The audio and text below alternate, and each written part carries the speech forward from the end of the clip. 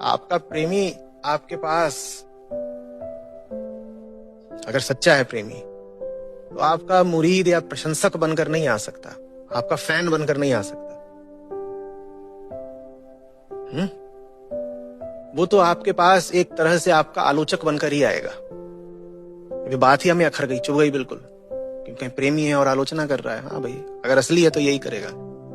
तो फिर हम बड़े चक्कर में पड़ जाते हैं। हम कहते हैं अगर वो हमारी आलोचना ही कर रहा है तो प्रेमी कैसे हुआ? अगर वो हमारी आलोचना कर रहा है तो फिर वो हमारी ओर आकर्षित हो ही क्यों रहा है? जब उसे हम बुरे ही लगते हैं तो हमारी ओर आएगा ही क्यों? यही तो बात है। प्रेम में आप किसी की ओर इसलिए नहीं जाते कि आप को वो अच्छा लगता है। प्रेम में आप जिसकी ओर जाते हैं इसलिए जाते हैं क्योंकि आप उसका भला चाहते हैं। दोनों बातों में बहुत अंतर है।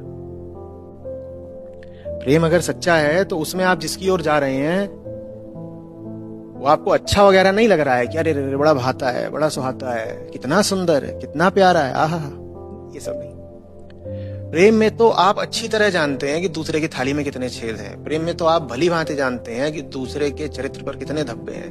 प्रेम में आप भली भांति जानते हैं कि दूसरे के मन में, आचरण में कितनी कमजोरियां हैं। फिर भी आप उसकी ओर जाते हैं। क्यों जाते हैं? राम जाने।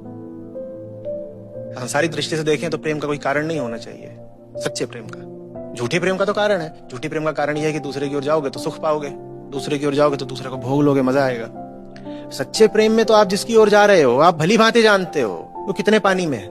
खूब पता है आपको, आप जिसकी ओर जा रहे हो, आप जैसे संबंधित हो रहे हो, उसमें लाख दोष हैं, लाख विकार हैं, फिर भी आप उसकी ओर जा रहे हो।